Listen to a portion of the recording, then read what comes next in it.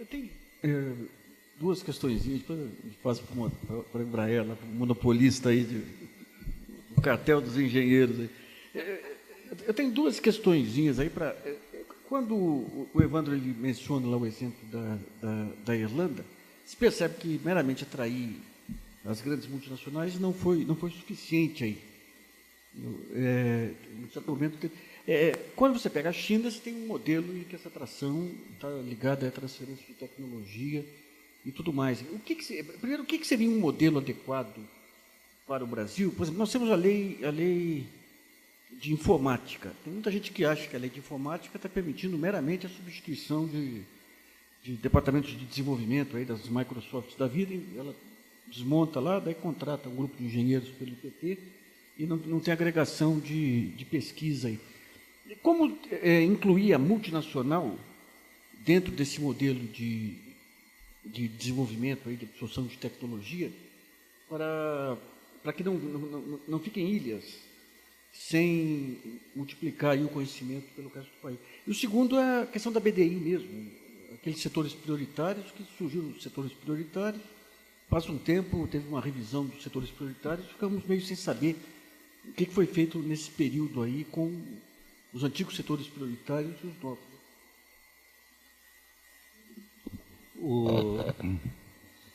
Com relação a essa questão do modelo e em especial ao papel das multinacionais, assim como o Sérgio mencionou que esse é um trabalho que estão fazendo na Unicamp, a BDI também está desenvolvendo um trabalho em diálogo com o trabalho deles, obviamente. Mas nosso trabalho está sendo um recorte interessante, é que nós estamos fazendo com parceria da ANPEI. Porque nós, entre outras razões, porque nós queríamos trabalhar num certo nível que permitisse que a gente tivesse acesso aos presidentes e aos Chief Executive Officers das multinacionais diretamente, sem intermediários. E a ANPEI ela forneceu, entre outras coisas, este suporte de uma forma muito competente. Das 70 multinacionais com que a gente tem que trabalhar, que nós planejamos, já temos 48, né? E os resultados coincidem com aquilo que a Sérgio estava falando e apontam algumas coisas na direção do que Nassif está perguntando. Em primeiro lugar, a posição delas é um pouco distinta, varia de setor para setor e o cálculo. Há muito de pragmatismo absoluto, de onde é que fica o custo e tudo isso. E na leitura mesmo dessa dimensão pragmática, aparecem algumas coisas interessantes. Das 48 que nós já temos resultados contabilizados, montados, todas elas julgam que fazer P&D no Brasil e a cooperação, o P&D cooperativo, é barato. Mesmo com a valorização do real, que diminuiu um pouco essa vantagem, eles dizem que, contabilizando-se o total, o fato de que a qualidade do trabalho é muito alta, você faz de uma vez só, você não tem rework, né? Você não tem muito retrabalho, não tem muita coisa. Então, globalmente, ainda é interessante. E a qualidade é dita, né, testemunhada por eles como muito alta. A dica que eu acho interessante, Nassif, que é uma das entradas só, é que todas eles apontam para a cooperação com outras empresas ou com as universidades. A cooperação universidade-empresa relatada por essas multinacionais é interessante. Está dito com todas as letras, não me queiram mal por dizer isso aqui, não. Mas eles dizem assim, a relação universidade-empresa no Brasil é ótima, a qualidade é a melhor possível. Não me queiram mal, penso de novo, desculpas por isso, mas assim, a clareza com que eles falam é muito isso. Alguns anunciam que desativaram programas em outros lugares do planeta para concentrar aqui, por questão de economia de escala, fica melhor, se gere melhor a coisa. Eles falam, e nós estamos plenamente satisfeitos. Eles reiteram isso que o Sérgio tinha dito. É pena que é pouco, nós queríamos, a qualidade do que existe é excelente. A gente queria que houvesse mais, né? Queria que tivesse grupos competentes no mundo maior. Mas uma das razões, Nassif, eu acho, uma das pistas, é justamente essa questão das estratégias cooperativas, que pode ser uma forma de estabilizar e enraizar, né? E melhorar o diálogo aqui. Sobre a questão da BDI, a PITSE, quando ela nomeia aquelas áreas, ela não quis dizer que não se faria. Eu acho que o exemplo da Irlanda é feliz. A Irlanda trabalha em todos aqueles setores, porque você tem coisas a fazer distintas. Mas ao nomear, no caso da Irlanda, né, TICs e bio, você organiza um movimento coletivo, ocupa o imaginário, isso de outra forma. No caso da pizza brasileira, de outra forma, um pouco a pretensão, de alguma maneira, era essa mesmo. Quer dizer, a BDI ela trabalha com uma questão que chama-se PES, que é os Programas Estratégicos Setoriais, onde você se reúne com o setor. Então, digamos, pega o setor de cosméticos, artigos de higiene. No Brasil são 1.400 e poucas empresas, mas das quais 12 representam 75% do faturamento. E você tem grandes âncoras, são atores globais, de classe mundial, frequentam competitivamente todo o universo. E, ao mesmo tempo, você tem, à medida que a pirâmide vai se alargando, empresas que têm problemáticas muito dramáticas de protocolos com a Anvisa, de higiene, de tudo isso. Então, nós montamos, depois de grande discussão, tudo isso, um programa de 2 anos, com 8 linhas. A mais singela delas era esse protocolo de Anvisa. Aí, necessariamente, é regionalizado, que o problema se coloca de forma diferente nas regiões e a abordagem mais eficaz é distinta. Aí, Sebrae é um parceiro essencial pela capilaridade que tem, enfim, coisas desse tipo. Depois você se progride um pouco nesse aspecto, você entra numa faixa que é gerencial. Quer dizer, há empresas que podem entrar num espectro mais contemporâneo de atuação, mas tem que mudar a sua concepção de gerência, né? Tem que aprender algo de gerencial. Então, tem, de novo, parceiros agora distintos que vão fazer isso. Quando a gente chega dessas 8 linhas, para usar esse exemplo concreto, só as 3 últimas dizem respeito à inovação propriamente dita. E aí o cardápio é super sedutor, né? Porque a gente entra com nanobiotecnologia, entra com uma opção de coisas assim fascinantes, com um público sofisticado e tal, tudo isso. Mas a ideia, então, na política industrial não é assim ser excludente. A ideia é procurar fazer ações horizontais e ter estratégias que permitam contemplar de forma distinta diferentes setores. E ao nomear alguns eixos, é porque ou eles são portadores de futuro, eles se irradiam por diferentes direções, ou porque, para o Brasil, eles representam uma grande vantagem competitiva ou um grande problema. É que a gente tem que fazer isso. Então, a ideia é um pouco isso. Agora, não funcionou bem, vamos dizer. Existe um campo imenso de aperfeiçoamento para dar carnosidade e dinamismo na presença, embora o modelo tenha umas ideias interessantes, na minha opinião. Eu queria só comentar também a questão do Nassif. Eu acho que é uma questão extremamente importante, de fato, porque os resultados dessas atividades de P&D para as economias hospedeiras variam enormemente, dependendo do tipo de empresa, dependendo do tipo de atividade que é realizada, etc. Há uma grande bibliografia sobre esse assunto, do chamado spillover, né? Quer dizer, do que existe de fato de efeitos positivos para as economias hospedeiras, e a gente observa que isso depende muito do tipo de atividade que a empresa exerce, do setor, de uma série de fatores. Há uma série de fatores que podem ser maximizados.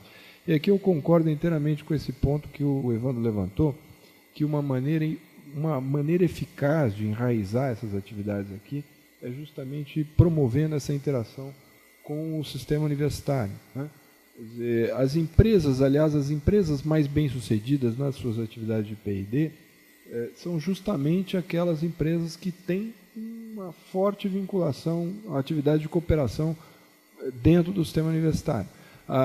Aqui o Hugo vai me permitir uma provocação, mas a Embraer está ainda muito atrás da Petrobras no que diz respeito a isso, porque não existe nenhuma empresa no país que chegue próximo daquilo que a Petrobras construiu ao longo de décadas, que é uma rede de cooperação com as mais diversas universidades, os mais diversos grupos de pesquisa no país inteiro, né? E aqui a Embraer tem que correr atrás do prejuízo, porque se ela começar a realmente investir em atividade de pesquisa de forma mais sistemática, esta rede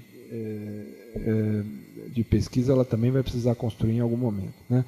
Então, e isso vale certamente para as empresas multinacionais. Quer dizer, no caso das empresas multinacionais, a gente tem inclusive mecanismos, acho que um bom mecanismo da lei de informática foi estabelecer a necessidade de que uma parcela do gasto tenha que ser feito em cooperação. Eu acho que isso ajudou, em boa medida, esse tipo de atividade realizada em cooperação. Bem, mas o ponto importante é que o Evandro colocou que inovação, na verdade, significa um novo produto, um novo processo.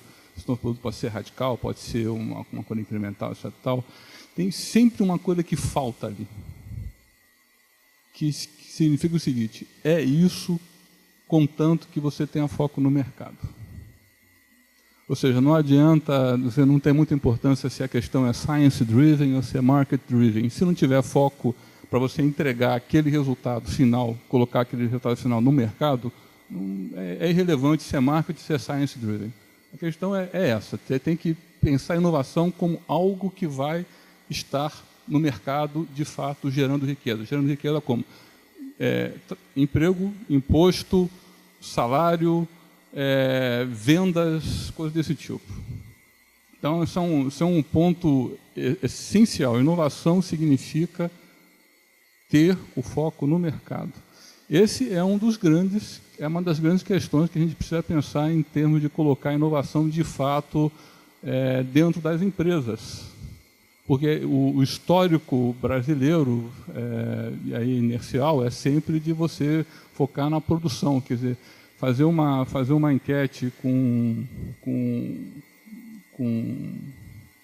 quem está presente num determinado país, significa dizer que você vai achar o status quo. Isso não quer dizer que você tem que dizer que aquele status quo é o que realmente o importante, vamos dizer assim. A gente precisa ter ousadia para imaginar o que deveria ser, de fato, o status quo desejado, né? Eu sempre me preocupo com esse tipo de coisa. E por que eu estou falando isso? O que falta tem baixo engajamento das empresas? Sim, tem, incontestável. Qual que é a maior briga da Ampere? Justamente reverter esse baixo engajamento. Se a gente for olhar a Pintec, resultados da Pintec, que são dados objetivos, etc. e tal, nós temos em torno de 3%, esse resultado já de 2005, tá? Nós temos 3% das empresas que participaram, empresas industriais que participaram da Pintec, dizendo que fazem P&D de forma contínua. 3%. 33% fazem inovação, mas apenas 3% fazem P&D de forma contínua. Isso é um fato, baixo engajamento das empresas. Se a gente quer ter inovação no Brasil, só tem um jeito. Não é focar política para que as empresas façam P&D dentro das empresas. Se nós não fizermos isso, não adianta, nós não vamos conseguir atingir meta alguma. Porque quando a gente fala a questão do P&D, que é 1,2%, 3%, 4%, e diz que a maior parte disso esse P&D é privado, é verdade. Só que tem uma coisa que ninguém fala. Isso é verdade por causa do desenvolvimento, não por causa da pesquisa. A parcela de pesquisa é muito pequena. Se você olhar pesquisa, o governo tem em torno de 80% de contribuição daquela parcela que é a pesquisa dentro do P&D. Isso ninguém fala. Então, se nós queremos ter um índice de P&D similar ao que é praticado na OCDE, nós temos que fazer com que as empresas desenvolvam produtos. Não é fazer com que as empresas façam pesquisa. Isso precisa ser muito bem salientado. Nós não estamos enxergando isso, de modo geral. Eu acho que é muito importante a cooperação universidade-empresa, mas a cooperação universidade-empresa ela é boa para a pesquisa.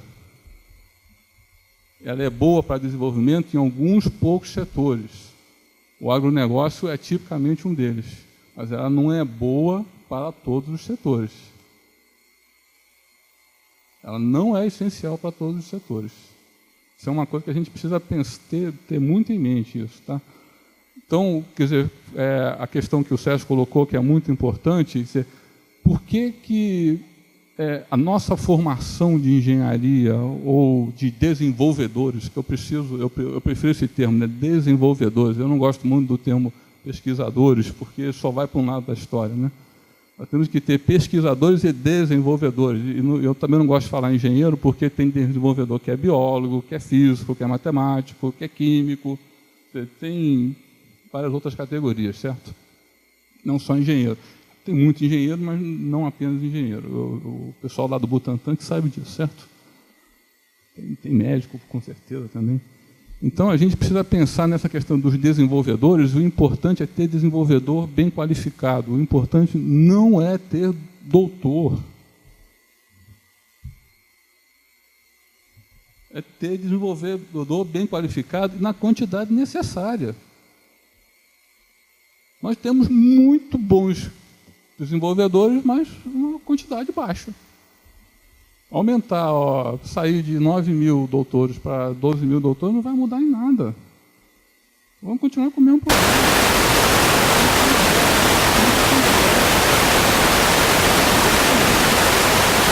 Isso que atrai uma multinacional para criar um centro de P&D aqui no Brasil. É mão de obra qualificada disponível, farta. É isso que está. Hoje em dia as multinacionais vêm para cá e tem muitas empresas brasileiras que também fazem isso por causa do baixo custo da mão de obra de manufatura. A gente precisa ter fartura de mão de obra de desenvolvimento. Está na hora das empresas entrar isso na cabeça da empresa, está na hora de entrar isso na cabeça das universidades, das pesquisas, do governo. A gente fala muito, faz pouco e fora do foco. Temos poucos recursos. Tem algumas pessoas que falam que nós somos fracos, pobres, poucos. Não precisa dar realmente importância. Temos que focar em ter desenvolvimento dentro das empresas. Se não fizermos isso, não vamos atingir meta alguma de P&D. Não vamos, em termos de percentual do PIB.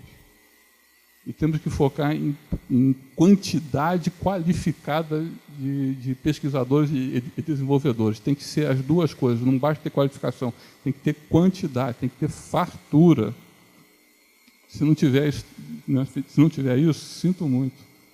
Vai ser muito difícil atingir essa meta de índice de P&D. Só uma última provocação, é uma provocação, retribuição, mas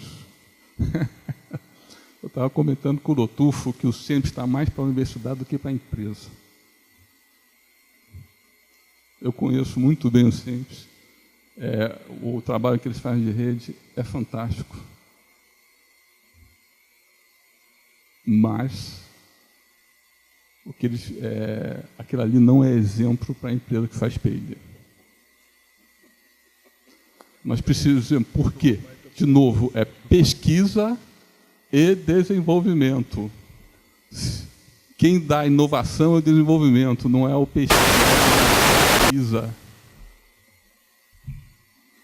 Então, a Embraer tem a rede dela, tem uma rede formada, ela não faz propaganda disso.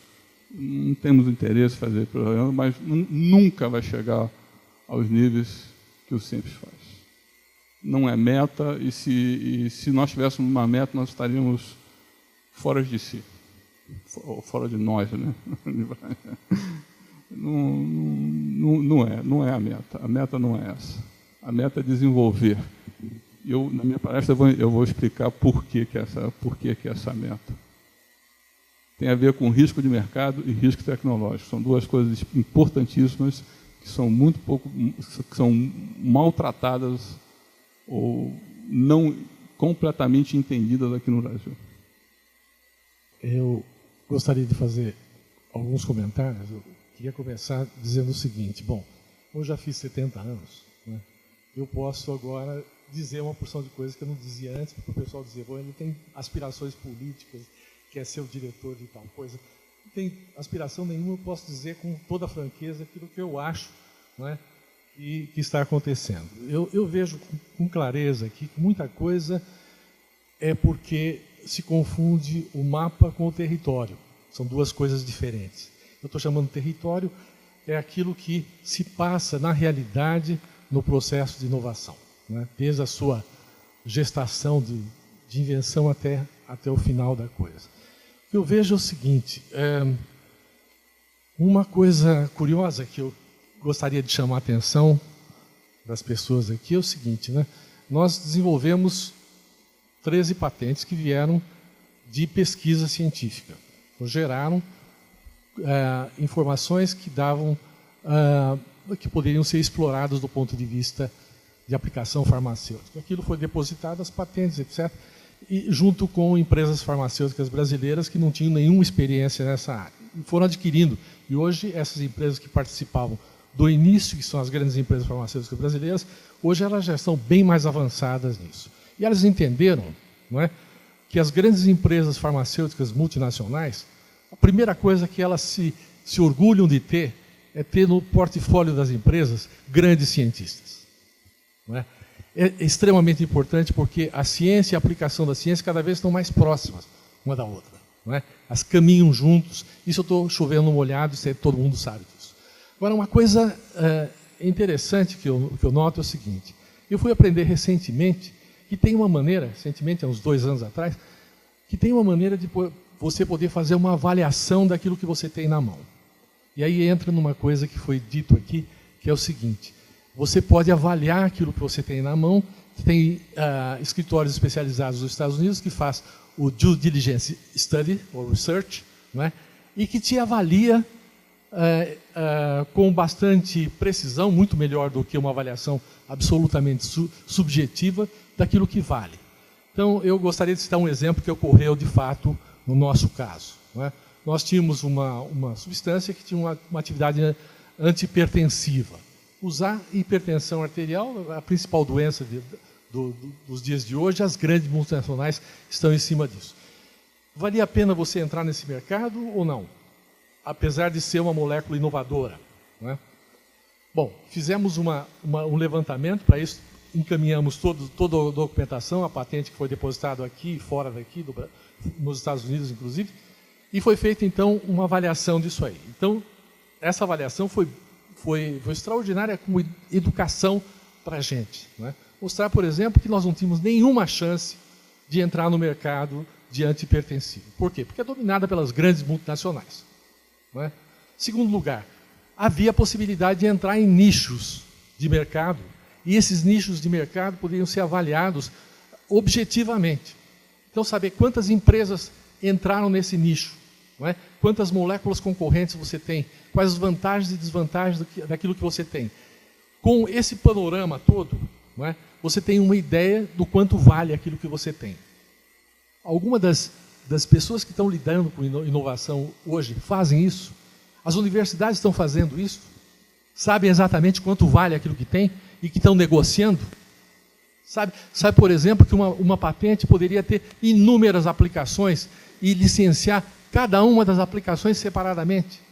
Quer dizer, há uma série de conhecimento embutido dentro disso que requer uma larga experiência no assunto, e eu estou longe de ser essa pessoa, eu estou apenas refletindo aquilo que é fruto da minha experiência.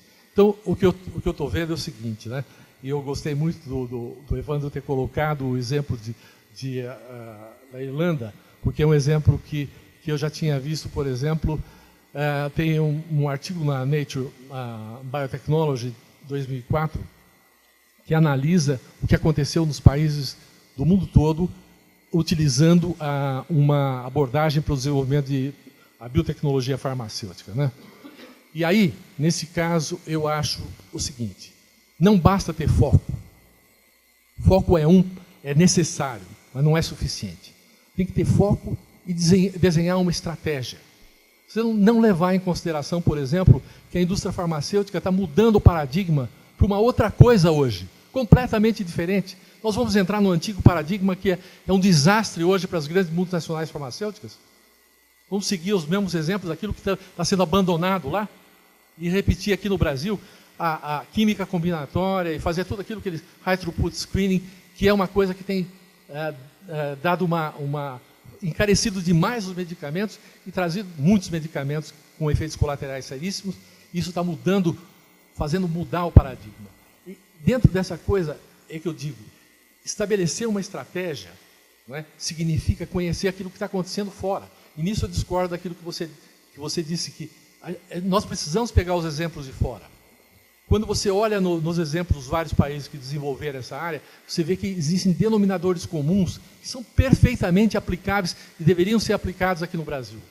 As especificidades, as coisas diferentes que nós temos em relação às outras coisas, é claro que teriam que ser adaptadas às coisas brasileiras. Mas, em linhas gerais, não é, existem informações, especialmente no caso da Irlanda, por exemplo, que poderiam e deveriam ser seguidas aqui no Brasil. Então, eu gostaria de colocar apenas alguns aspectos aqui para debate, para dizer o seguinte: olha, o esforço que temos feito para poder fazer isso não está sendo feito utilizando o nosso umbigo como referência. Não é? Nós temos trazido de fora, gente de fora, para analisar aquilo que nós estamos fazendo. Nós tivemos recentemente, no ano passado, uma site visit de pessoas que foram convidadas, uma da Inglaterra, dos Estados Unidos e da França, especializados nessa área, olhar o que está sendo feito aqui, analisar e entregar para a PESP um relatório daquilo que está sendo feito. Eu acho que essas coisas, se a gente quiser caminhar de maneira mais segura, você tem que aproveitar os exemplos que estão aí fora, não é? E aproveitar os próprios exemplos. Então, eu ia deixar esse... Muito bem. Aqui, Sérgio Amorim, faço parte da Agência Brasileira de Inteligência, do Programa Nacional de Proteção ao Conhecimento.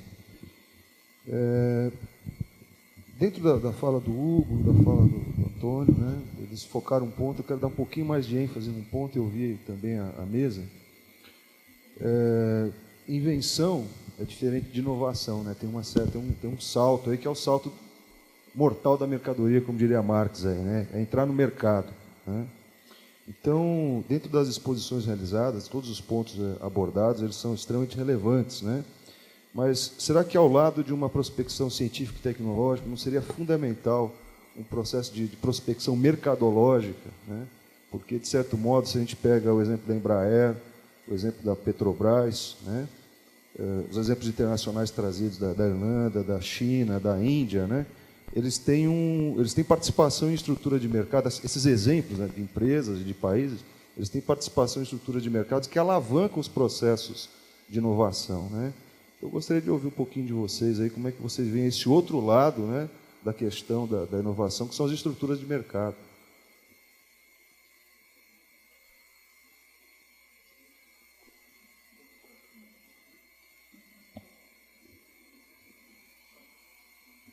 Então, vamos fazer alguns comentários aí intermediários, né, de passagem. Bom, em primeiro lugar, eu queria lembrar só um princípio metodológico. Usualmente, as perguntas são mais importantes que as respostas. As perguntas permanecem, as respostas são um tratamento provisório. Mas, respeitado isso, eu queria povoar um pouco essas questões. Primeiro, com uma informação, com relação às questões de experiências internacionais e tudo mais. A nossa expectativa é que esses processos, todos esses estudos, têm muitas etapas, mas a gente vai divulgá-los etapa por etapa, quando for pertinente. Então, a nossa expectativa é que dentro de um mês, mais ou menos, a gente esteja fechando esse trabalho das multinacionais e a gente vai naturalmente fazer um evento e disponibilizar toda essa informação, convidar as pessoas a trabalhar sobre isso e dedicarem então. Nós estamos fazendo um outro trabalho bastante ambicioso, a gente pode dizer também, que é esse de benchmarking internacional sobre as políticas de inovação em cada país. Esse é um trabalho muito delicado, pelo caso do fogo de barragem que existe. O discurso oficial de todos os países tem que ser decodificado com muito cuidado. Então, para usar uma expressão mais respeitosa, a gente está trabalhando tem que ser macaco velho, conhecer aquele país, idealmente ter trabalhado lá, ou pelo menos ter estudado, feito um doutorado lá, ter relações permanentes, que tenha acesso aos bastidores e tal. Porque senão, se você for ficar na superfície externa do discurso, a gente caminha muito pouco e corremos risco de dar grandes passos para ser agustiniano, né, mais fora do caminho. Então, é um trabalho muito cuidadoso. Eu acho que a gente está sendo razoavelmente feliz graças à qualidade das equipes mobilizadas.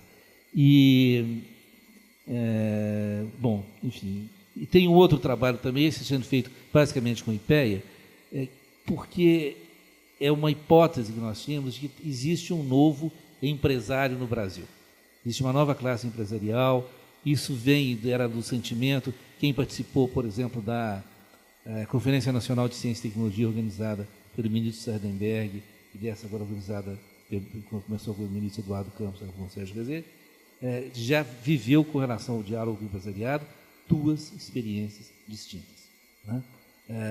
Tomando isso, enfim, uma série de outros indicadores, suspeitávamos que, se fosse possível quantificar isso, estamos fazendo um trabalho com o IPEA, esse é puramente brasileiro, né? E que também tem resultados muito interessantes. Vai demorar um pouquinho mais, mas em meados do ano que vem eu acho que a gente já está, talvez até antes, um pouco antes, a gente tem coisas interessantes para falar. O fato é o seguinte, que a gente precisa, nós apostamos, né, na necessidade de mapear essas coisas e ter um entendimento que seja o melhor possível.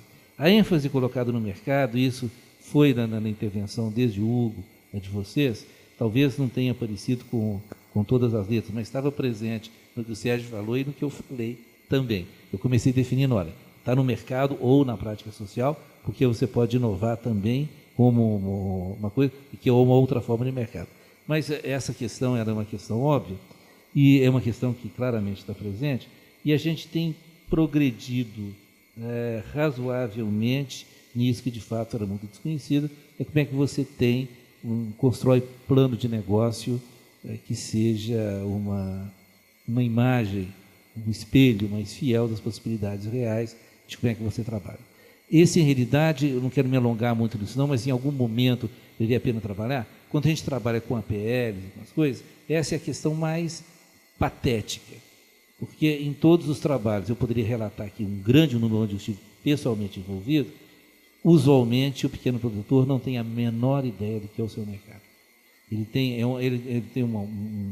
Ele opera por um mimetismo imaginário, porque ele copia, pega arranjo de bijuterias e joias, normalmente ele copia o que ele imagina que os H-Stern estão fazendo para um público que ele imagina que seja o seu público.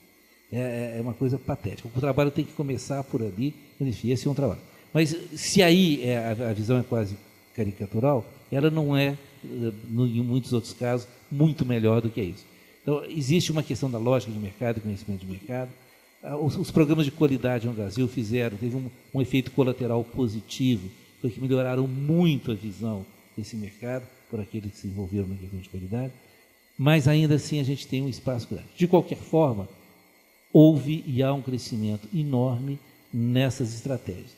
Então, faz parte disso que eu estava falando dos programas estratégicos setoriais, trabalhar sobre a lógica de mercado para essas pessoas e como é que você constrói isso. Esse trabalho do CEITEC, por exemplo, agora, ou está estudando agora em microeletrônica no Brasil, o mapeamento de mercado ele é feito hiperminuciosamente, né? Com uma precisão nanométrica, para você olhar, porque senão o risco é absurdo. E o último comentário, resistindo à tentação de falar tudo isso, queria resgatar uma coisa que o Hugo falou, e também para não dar a impressão de coisa ruim. A cooperação universidade-empresa é tão mais fecunda quanto melhor seja a pesquisa interna que a empresa faz. A ideia eu concordo plenamente, e tem sido um esforço importante, ainda que os resultados sejam modestos, o foco em aumentar a realização de pesquisa dentro das empresas. Esse é o ponto nodal, né? Esse é o jogo. Senão, de novo, a própria empresa tem uma visão imaginária do que é pesquisa, do que é produção, além do que o diálogo entre a produção direta e a pesquisa, ele é um diálogo muito machucado, muito ruim, muito cheio de desentendimento, né? Você percebe uma coisa ruim. Então, a ideia de fazer, por todas as razões, é uma questão absolutamente crucial. E nós ganharemos a batalha se a gente conseguir fazer aumentar, de fato, o número de empresas que fazem PIB interno. Agora, isso posto, eu também sou muito fã da Petrobras, porque a Petrobras ela opera como de fato, é nacional, quer dizer, é uma rede nacional. Mas isso aí é outro capítulo, vamos resistir às tentações aqui. Obrigado.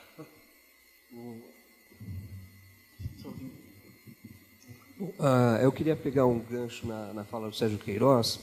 Ele comentou sobre o corpo de engenheiros da GM, né? Citou isso como um exemplo. Casualmente, eu conheci um engenheiro da equipe de desenvolvimento da GM. Né? Como eu sou simpatizante do tema de patentes, eu perguntei para ele, e a sua equipe desenvolveu algumas patentes? Ele falou com muito orgulho que sim. Aí eu perguntei para ele, e quem é o detentor da propriedade dessas patentes? Ele falou, os acionistas, ou seja, a GM de lá. Né? Numa outra feita, como analista da FINEP, não vou citar o nome da empresa, fui acompanhar um projeto de desenvolvimento da empresa que também gerava patentes, né, que é uma coisa que em todo acompanhamento eu procuro escutar. Fiz a mesma pergunta para ele. Vocês aqui no Brasil ficam com algum resultado dessas patentes? Não, essa patente vai lá para a Europa, para a matriz. Do outro lado, um colega meu, engenheiro, foi fazer mestrado em Stanford, uma instituição de excelência. Ele também era um aluno brilhante de excelência. Ele me comentou que o primeiro papel que ele teve que assinar lá, na hora de se inscrever na universidade, era que todos os resultados das pesquisas que ele desenvolvesse na universidade pertenceriam à universidade. Então, aqui a gente está vendo 2 pesos e 2 medidas. Né? Um engenheiro da GM que desenvolve, que inventa, que cria uma patente, na hora de usar esse conhecimento desenvolvido aqui, tem que pagar royalties para o exterior. O engenheiro que vai para a Stanford, desenvolve uma pesquisa inovadora, se for utilizar esse conhecimento no Brasil, vai ter que pagar royalties para fora. Então, é uma coisa que eu nunca vi muito bem discutida aqui no Brasil, essa questão de realmente de preservar o valor do conhecimento do cérebro brasileiro. Eu acho que, de repente, é o que está alavancando os processos de desenvolvimento tecnológico de China, Coreia, Estados Unidos em primeiro lugar. Eu não estou vendo nenhum tipo de defesa no marco regulatório brasileiro quanto a isso. Eu queria saber de vocês se existe alguma discussão a respeito. Deixa eu colocar um ponto adicional a isso que você falou, que eu acho que é uma coisa que a Agência Brasileira de Inteligência tinha que entrar pesadamente. Aqui as pesquisas são um livro aberto, desestruturado, desorganizado. Eu vou dar um exemplo de tempos atrás, no IPT. O IPT tinha um conjunto de pesquisas lá, o Plonsky, lá, que era o diretor, mostrou as pesquisas. Eu perguntei, Plonsky, vocês colocam isso num site, pelo menos, para permitir a pequena empresa ter acesso às diversas pesquisas que estão correndo? Parecia que eu estava fazendo uma ofensa lá, porque regalou os olhos. Não. E por onde que transita isso? De repente você fica sabendo que o NIST lá tem acesso a um conjunto de informações de pesquisas relevantes. Você fica sabendo que aquelas pesquisas que não são abertas, aquelas que estão prontas, não estou falando nem pesquisa de fronteira de conhecimento aí, aquelas que não estão prontas, aquelas que poderiam estar disponíveis para o mercado, não são disponibilizadas, porque você tem aí todo um... Não interessa esse tipo de clareza, né? Não interessa esse tipo de clareza, então você tem consultores que saem com pesquisas aí, por aí, sem ter um processo institucionalizado de organizar essa pesquisa, de preservar, manter o sigilo naquela que tem que ser sigilosa, e de dar escala para aquela que tem que ganhar escala. Né? Isso acho que é um ponto muito relevante. Nós jogamos... Não é apenas, outro dia me contaram aí de um processo muito interessante aí, desenvolvido por um brasileiro lá, que ele praticamente publicou tudo numa revista internacional, disse que era pegar e copiar. Pegar e copiar e virar um produto e colocar em patente. Né? Então, acho que essa questão da visão estratégica da tecnologia e da pesquisa, aí, acho que não entrou direito ainda, e é algo que o Roberto fala que tem que estar entrosado em todo um microambiente, um macroambiente aí, para poder se dar esse devido valor. Aí. Pegar esse ponto que você levanta, de fato, quer dizer, não vamos ter nenhuma ilusão a respeito de por que as empresas estão internacionalizando as suas atividades de P&D. Elas estão fazendo isso porque estão maximizando os seus ganhos dessa forma. Né? Então, isso aí tem um resultado, o benefício desse processo, em primeiro lugar, reverte para elas, empresas, corporações.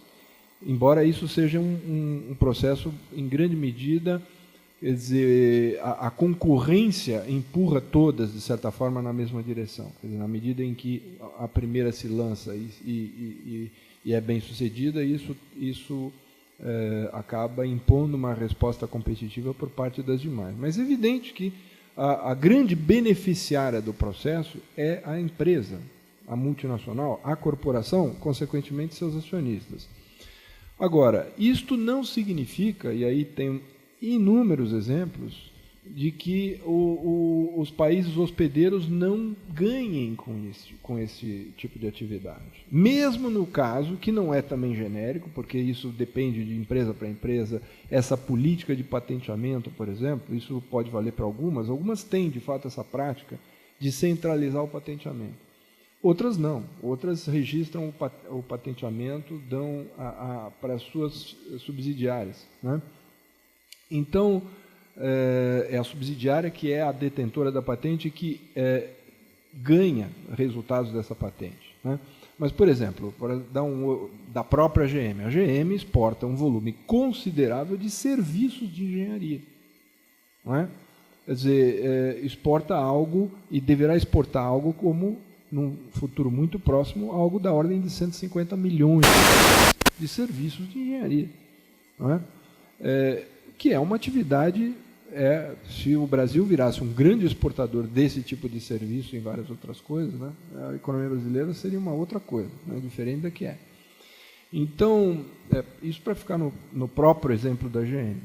Então, nós não vamos ter ilusão de que, digamos, isso aí, as empresas fazem isso sem ganhar nada, né? É claro que não é assim, mas, por outro lado, isso não significa que os países hospedeiros não aufiram ganhos importantes neste processo. Há inúmeros exemplos e das mais diversas formas, não é só por isso. É pela própria qualificação das pessoas empregadas, pelos serviços, pelas empresas associadas que saem por conta dessas atividades. Para cada emprego em engenharia, numa montadora dessas aí, se a gente pegar, por exemplo, o Centro de Pesquisas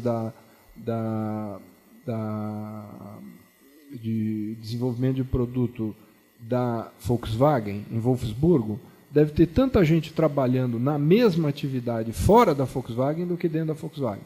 É lógico que no Brasil não é assim, mas certamente para cada engenheiro empregado pela Ford e pela GM, tem engenheiros empregados em outras empresas, prestadoras de serviço, etc., atuando exatamente em função dessa atividade que foi criada.